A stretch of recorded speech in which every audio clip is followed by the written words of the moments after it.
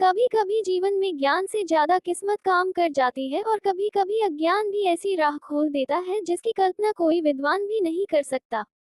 ये कहानी है एक ऐसे वैद्य के बेटे की जिसे ना तो विद्या में रुचि थी ना मेहनत में विश्वास, लेकिन हालात, संयोग और एक अजीब दवा ने उसे इतिहास बना दिया। सुल्तानपुर नाम का एक छोटा और सुंदर गांव था।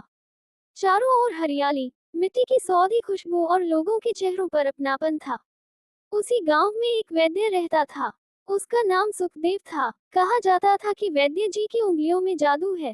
वे कलाई पकड़कर नब्ज देखते ही बता देते हैं कि आदमी ने कल रात खाने में क्या खाया था। उनके घर के बाहर सुबह सूरज उगने से पहले ही मरीजों की कतार लग जाती थी। वैद्य जी का जीवन बड़ा ही अनुशासित था। सुबह ब्रह्म मुहूर्त में उठना, जंगल से ताजी जड़ी बूटियां लाना, उन्हें सुखाना, कूटना, पीसना और फिर दिन भर लोगों की सेवा करना। उनका मानना था कि वैद्य का जीवन खुद में एक तपस्या होता है। लेकिन जैसा कि अक्सर होता है, दीपक तले अंधेरा। वैद्य जी का एक बेटा था। नाम तो उसका प्रेम था। उसे सुबह उठना पसंद नहीं था। मेहनत से जी चुराता था और जिम्मेदारी से डर लगता था। उसके स्वभाव ने वैद्य की नाक में दम कर रखा था। प्रेम महाआलसी, कामचोर और निकम्मा था। जब वैद्य जी उसे समझाते कि बेटा, मेरे बाद यह विरासत तुम्हें ही संभालनी है। कौन सी जड़ी बूटी किस रोग में काम आती है, ये सीख लो तो तुम्हारा काम चल जाएगा। लेकिन प्रेम लापरवाही से कहता, अरे पिताजी, अभी तो आपकी बहुत उम्र बची है। जब समय आएगा तब देखी जाएगी। अभी तो मेरे खेलने खाने के दिन हैं। वह दिन भर गांव की चौपाल पर बैठकर गप्पे मारता या नीम के पेड़ के नीचे सोता रहता। उसे जड़ी बूटियों के नाम तो दूर, यह भी पता ना था कि तुलसी और पुदीने में क्या अंतर होता है। वैद्य जी अक्सर चिंता में डूबे रहते थे कि उनके जाने के बाद उनके खानदान का नाम और मरीजों का क्या होगा। समय का चक्र घूमा और वैद्य सुखदेव वृद्धावस्था के कारण बिस्तर पर आ गए। उनकी हालत दिन प्रतिदिन बिगड़ती गई। उन्हें आभास हो गया था कि अब उनका अंत समय निकट है। अपनी मृत्यु शैया पर लेटे हुए उन्होंने प्रेम को कई बार बुलाया, लेकिन प्रेम दोस्तों के साथ कंचे खेलने में व्यस्त था। जब घर पहुंचा तो वैद्य जी की सांसें उखड़ रही थी। संयोग से उस समय एक गरीब महिला वहां खड़ी थी जिसे पेट की बहुत पुरानी बीमारी थी। वैद्य जी उसे इशारों में कई नुस्खे समझाने की कोशिश कर रहे थे, मगर वैद्य जी की आवाज बहुत धीमी थी। प्रेम पिता के सिरहाने बैठ गया। वैद्य जी ने बेटे को देखा और कुछ कहना चाहा। शायद वह उसे जीवन का कोई रहस्य या आयुर्वेद का सार बताना चाहते थे, या शायद उस महिला का इलाज पूरा करने के लिए अपने बेटे से कह रहे थे कि बेटे, इन्हें ये दवा बता दो। उन्होंने कांपते होठों से कहा, बेटा ध्यान से सुन। हिरण और सनाया को बराबर मात्रा में लेकर उसका चूर्ण बना लो और ठंडे पानी के साथ खा लो। इतना कहते ही वैद्य जी की गर्दन एक तरफ गिर गई। उनके प्राण पुखेरु उड़ गए। पिता की मृत्यु पर प्रेम रोया तो जरूर, लेकिन उसके दिमाग में पिता के कहे आखिरी शब्द गूंज रहे थे। उसने सोचा, पिताजी ने तो जाते जाते मुझे अपनी पूरी जिंदगी की कमाई दे दी। उन्होंने मुझे हरण और सनाया का जो मंत्र दिया है, जरूर वह संजीवनी बूटी होगी जो हर बीमारी का इलाज है। शायद इसीलिए पिताजी इतने प्रसिद्ध थे, क्योंकि वह शायद सबको यही देते होंगे। प्रेम ने अज्ञानतावश यह मान लिया था कि आयुर्वेद में बस यही एक दवा होती है। 13वीं के बाद प्रेम ने पिता की गद्दी संभाली। उसने वैद्य जी की सारी पुरानी जड़ी बूटियां, किताबें और बर्तनों को एक कोने में रख दिया। बाजार से केवल दो ही चीजों की बोरी लाए, हरड़ और सनाए। उसने दिन रात एक करके उन दोनों को पीसकर मटकों में भर लिया। जब उसके पास सर दर्द से लेकर बड़ी बड़ी बीमारियों तक के लोग आते, तो उसके पास हर बीमारी का बस यही एक इलाज होता था। वह दुकान खोलकर बड़े गर्व से बैठ गया, इस भरोसे के साथ कि वह सुल्तानपुर गांव का सबसे बड़ा वैद्य बनेगा। उसे नहीं पता था कि उसका यह अधूरा ज्ञान आगे चलकर कैसी कैसी मुसीबतें और मजेदार किस्से पैदा करने वाला है। पिता की मृत्यु के बाद प्रेम ने बड़े उत्साह से वेधशाला तो खोल ली, लेकिन मरीजों का आना शुरू नहीं हुआ। गांव वाले जानते थे कि प्रेम को जड़ी बूटियों का कुछ भी ज्ञान नहीं था। प्रेम रोज सुबह अपनी गद्दी पर बैठता, सामने हरड़ और सनाए के मटों को निहारता। वह मन ही मन सोचता, पिताजी का नाम इतना बड़ा था, मेरे पास कोई क्यों नहीं आ रहा है। एक दिन दोपहर की चिलचिलाती धूप में प्रेम सो रहा था कि अचानक रोने पीटने की आवाज से उसकी नींद खुल गई।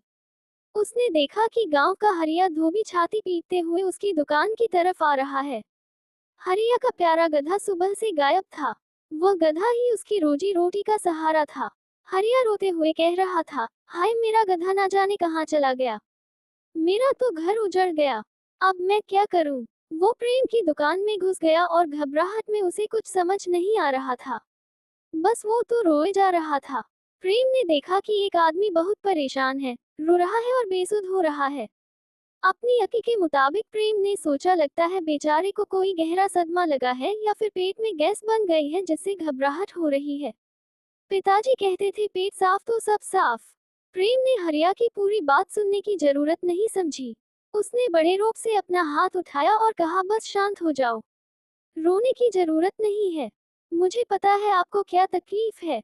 हरिया ने आंसू पोंछते हुए सोचा कि शायद वैद्य जी अपनी दिव्य दृष्टि से जान गए हैं कि मेरा गधा कहाँ है।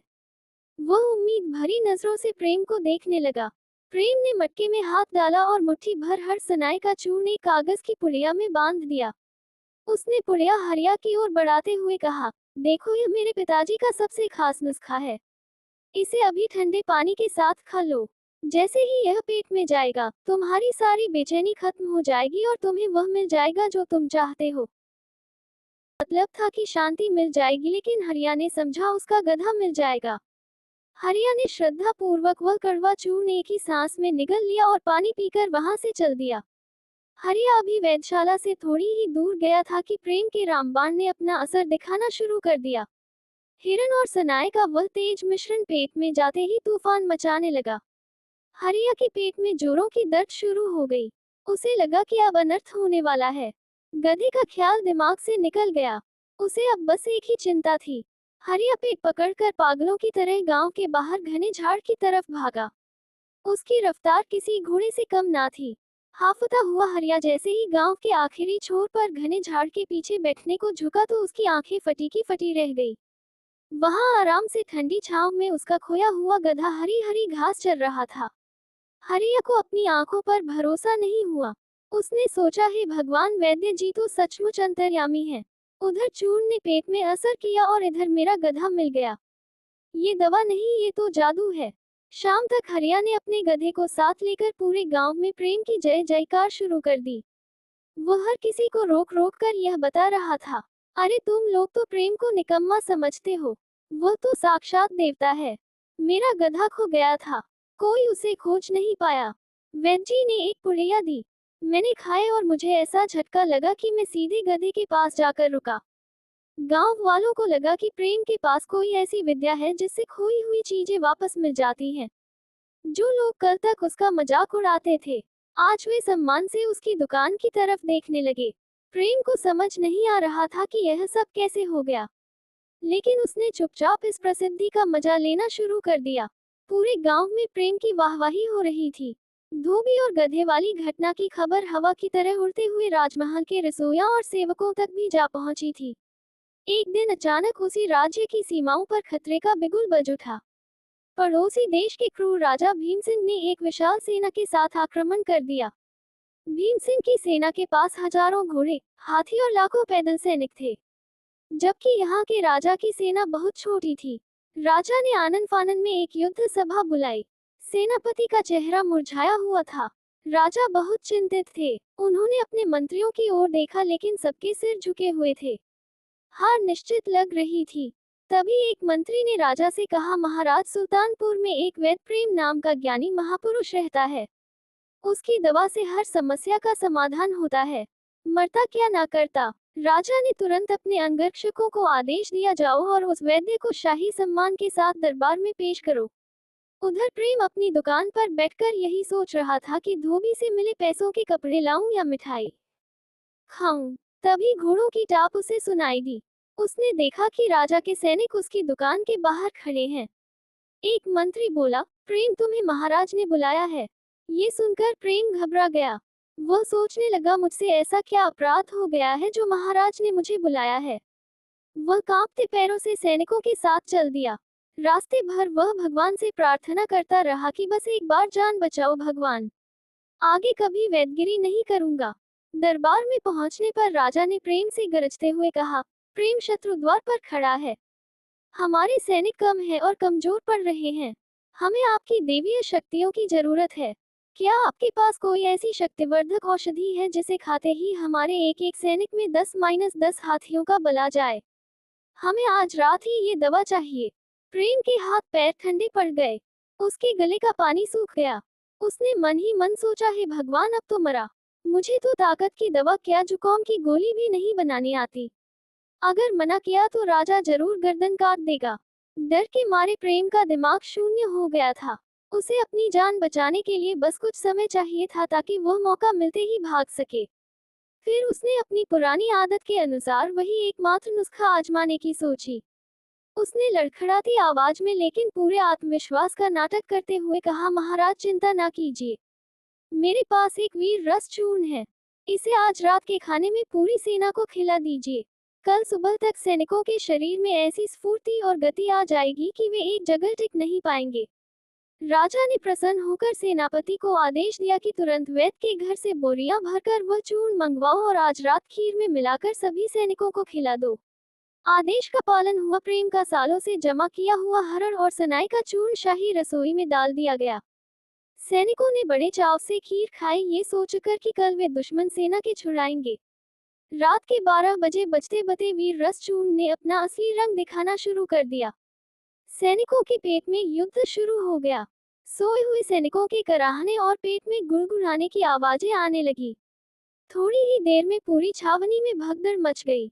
लेकिन ये भगदड़ युद्ध के मैदान की तरफ नहीं बल्कि जंगल की तरफ थी। जिस सैनिक को देखो वो अपना पेट पकड़े हाथ में लौटा लिए। अरे हटो, मुझे जाने दो, चिल्लाता हुआ जंगल की तरफ भाग रहा था। हरण और सनाया की मात्रा इतनी ज्यादा थी कि एक बार जाने से काम नहीं बन रहा था। सैनिक वापस आते कि पेट में फिर से मरोड़ पड़ जाता। फिर वे जंगल की तरफ दौड़ पड़ते। पूरी रात और अगली सुबह तक यही नजारा था। हजारों सैनिक कतार बनाकर जंगल के अंदर जा रहे थे और बाहर आ रहे थे। सूरज की पहली किरण फूट रही थी। पड़ोसी देश के राजा भीमसेन की सेना आक्रमण के लिए पूरी तरह तैयार थी। उसके जासूस ऊंचे टीले पर चढ़कर दूरबीन से इस राज्य के किले और जंगल की गतिविधियों पर नजर रखे हुए थे। जासूसों ने जो देखा तो उनके होश उड़ गए। किले का मुख्य द्वार खुला था और वहां से सैनिकों का एक विशाल समूह जंगल की तरफ दौड़ रहा था। एक जासूस ने चिल्लाकर कहा, सेनापति जी देखिए, सैनिकों की एक टुकड़ी जंगल में मोर्चा संभालने के लिए जा रही है। थोड़ी ही देर बाद दूसरी टुकड़ी निकली, फिर तीसरी, और यह सिलसिला रुकने का नाम ही नहीं ले रहा था। दरअसल प्रेम के चूर्ण ने सैनिकों की हालत इतनी पतली कर दी थी कि एक सैनिक को रात भर में 10-10 बार जंगल जाना पड़ रहा था। लेकिन दूर बैठे दुश्मन को लग रहा था कि यह सब नए सैनिक हैं। 10,000, 20,000, 5,000 जासूसों का गणित फेल हो गया। उन्होंने जल्दी से राजा भीमसेन को खबर दी कि महाराज, अनर्थ हो गया। हमारे गुप्तचरों ने तो बताया था कि इस राज्य के पास केवल 5,000 सैनिक हैं। लेकिन हमने अभी अपनी आंखों से देखा है, वहां तो लाखों की तादाद में सैनिक जंगल में तैनात हो रहे हैं। उनकी सेना तो चींटियों की तरह निकल रही है, जिनका कोई अंत नहीं है। राजा भीमसेन ये सुनकर कांप उठा। उसने सोचा, इसका मतलब ये राजा बड़ा चालाक है। इसने अपनी असली विशाल सेना को जंगल में छिपा रखा है। अगर हम आगे बढ़े, जंगल के अंदर छिपी वो लाखों की फौज हमें घेर कर मार डालेगी। सैनिकों की भागदौड़ से जो धूल उड़ रही थी, उसे देखकर दुश्मन को यकीन हो गया था कि सामने कोई महाविशाल सेना युद्ध के लिए उतावली हो रही है। भीम सिंह ने तुरंत आदेश दिया, तंबू उखाड़ो, वापस लौटो। ये युद्ध एक धोखा है। जान बची तो लाखों पाए। हम इतनी बड़ी सेना से नहीं जीत पाएंगे। देखते ही देखते दुश्मन की पूरी सेना बिना एक तीर चलाए दुम दबाकर भाग गई। इधर सुबह होते ही जब राजा को पता चला कि सैनिकों की हालत खराब है, तो राजा गुस्से में तलवार लेकर प्रेम को ढूंढने निकल पड़े। प्रेम अपने महल के कोने में दुबका बैठा था, ये सोचकर कि अब गर्दन कटी, अब गर्दन कटी। तभी किले की दीवार से मंत्री ने चिल्लाकर कहा, महाराज, दुश्मन भाग गया। मैदान साफ है। राजा ठिठक गए, बोले, क्या भाग गया? लेकिन क्यों और कैसे? तभी सेनापति, जो खुद पेट पकड़कर अभी जंगल से लौटा था, बोला, महाराज, मुझे लगता है हमारी भागदौड़ देखकर दुश्मन डर गया। उन्हें लगा कि हमला करने आ रहे हैं। राजा की समझ में पूरी बात आ गई। उसका गुस्सा तुरंत गर्व में बदल गया। उन्होंने सोचा कि यह प्रेम की कोई बहुत गहरी मनोवैज्ञानिक रणनीति थी। राजा ने प्रेम को बुलाया और गले से लगा लिया। फिर बोले, वाह वैद्य जी, आपने क्या दिमाग पाया है। आपने बिना एक बूंद खून बहाए सिर्फ चूर्ण खिलाकर दुश्मनों को भगा दिया। इसे कहते हैं बिना लड़े युद्ध जीतना। प्रेम, जो अभी भी पसीने से तरबतर था, उसने तुरंत स्थिति को संभाल लिया।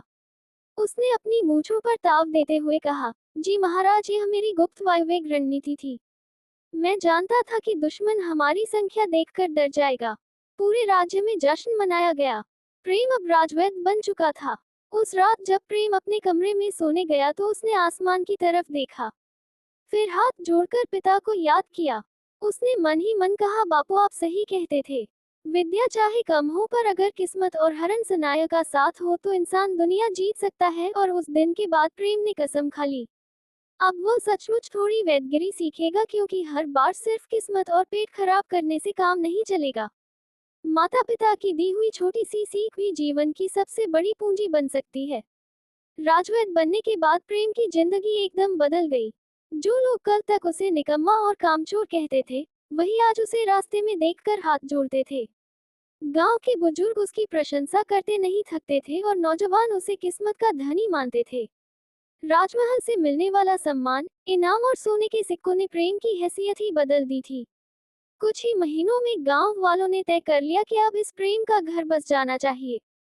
इतना बड़ा आदमी है, घर में बहू आएगी तो शोभा बढ़ेगी, ये कहकर रिश्ते आने लगे। राजा की ओर से भी संकेत मिल गया कि प्रेम की शादी किसी अच्छे कुल की लड़की से होनी चाहिए। आखिरकार प्रेम का विवाह पास के ही एक संपन्न गांव की लड़की कमलावती से तय हुआ। कमलावती देखने में साधारण थी, लेकिन बुद्धि में तेज और स्वभाव में बेहद सदी हुई थी। वह पढ़ी लिखी तो नहीं थी, मगर समझदार बहुत थी। सबसे बड़ी बात यह थी कि वह बातों को परख कर मानने वाली लड़की थी, आंख बंद करके नहीं। शादी बड़े धूमधाम से हुई। राजमहल की ओर से उपहार आए। गांव वालों ने जमकर नाच गाना किया। प्रेम अब सिर्फ राजवैद्य नहीं रहा था, बल्कि एक गृहस्थ भी बन गया था। शादी के कुछ ही दिनों बाद कमलावती ने प्रेम की दिनचर्या पर ध्यान देना शुरू किया। वह देखती है कि उसका पति सुबह देर तक सोता है, वैद्यशाला में बस गद्दी पर बैठकर लोगों की बातें सुनता है और फिर हर किसी को वही एक पुड़िया पकड़ा देता है। हिरण और सनाए की एक दिन कमलावती ने धीरे से पूछा, आप इतनी सारी बीमारियों में एक ही दवा कैसे देते हैं? प्रेम ने मूंछों पर ताव देते हुए कहा, ये राजवैद्य का गुप्त रहस्य है, सब कुछ बताया नहीं जाता। कमलावती चुप हो गई, लेकिन उसके मन में शक का बीज पड़ चुका था। कुछ दिनों बाद एक गर्भवती स्त्री प्रेम के पास इलाज के लिए आई। कमलावती अंदर से सब देख रही थी। प्रेम जैसे ही हिरण सनाया की पुड़िया उठाने लगा, कमलावती ने उसे रोकते हुए कहा, क्या ये दवा इस हालात में इस स्त्री को देना ठीक रहेगा? प्रेम घबरा गया। उसने इधर उधर देखा और बोला, अरे हाँ हाँ, पिताजी भी यही देते थे। कमलावती को उस दिन यकीन हो गया कि उसके पति की वैदगिरी किस्मत के सहारे चल रही है, विद्या के सहारे नहीं। रात को कमलावती ने साफ शब्दों में कहा, आपका सम्मान बहुत बड़ा है, लेकिन अगर कभी गलती हो गई तो ये शोहरत ही आपको ले डूबेगी। प्रेम पहली बार चुप रहा। उसे पिता के आखिरी शब्द और अपनी कसम याद आ गई।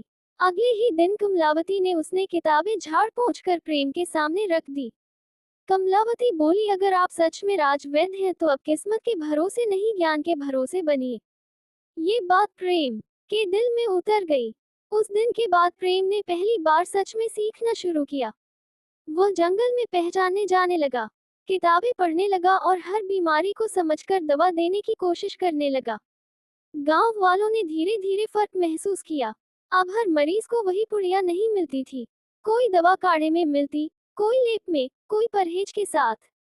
एक दिन राजा ने दरबार में कहा, प्रेम, पहले तुम्हारी किस्मत महान थी, अब तुम्हारी विद्या भी महान हो रही है।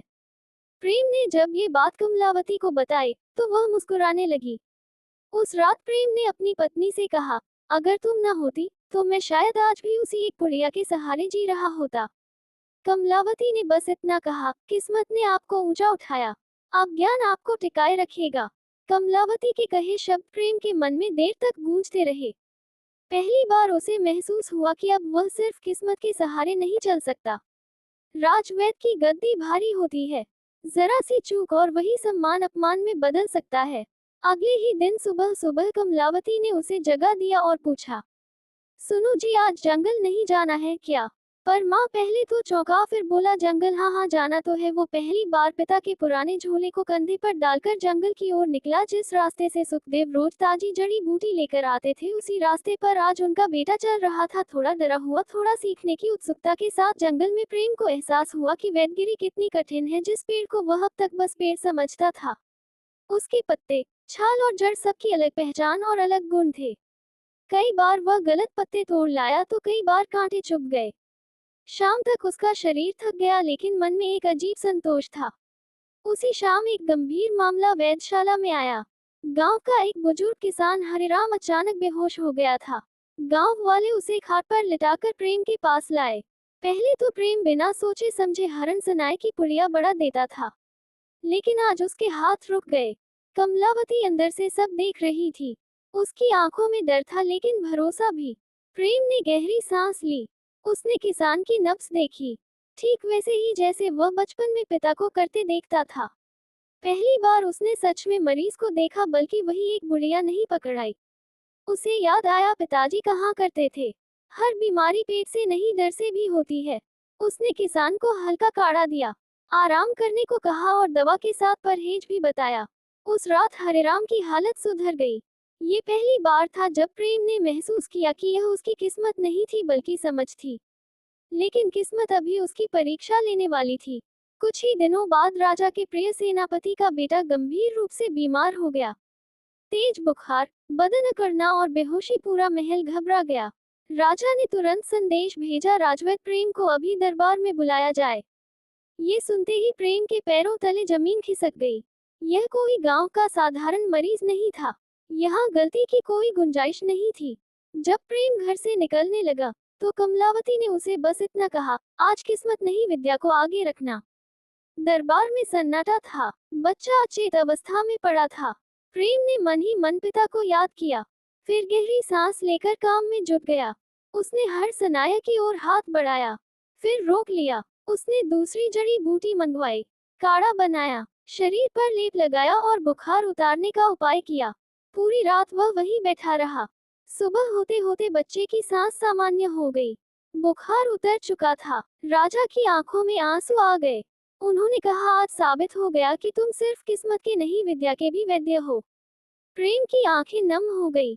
उस रात घर लौटकर कमलावती को धन्यवाद करते हुए कहा, आज अगर मैं बचा हूँ तो तुम्हारी वजह से। कमलावती ने मुस्कुराकर कहा, अब तुम सुखदेव जी के बेटे नहीं, उनके उत्तराधिकारी हो। उस दिन के बाद प्रेम की पहचान बदल गई। अब लोग कहते थे पहले उसकी दवा चलती थी, अब उसका ज्ञान चलता है। दोस्तों, मुझे पूरी उम्मीद है कि आपको ये कहानी पसंद आई होगी। तो वीडियो को लाइक कीजिए और साथ ही अपने अच्छे कमेंट करना बिल्कुल मत भूलिएगा। कमेंट बॉक्स में अपना नाम और अपने शहर का नाम भी लिखें। तो मिलते हैं आपसे किसी अगली कहानी में। तब तक के लिए आप चैनल को सब्सक्राइब कर लीजिए। धन्यवाद।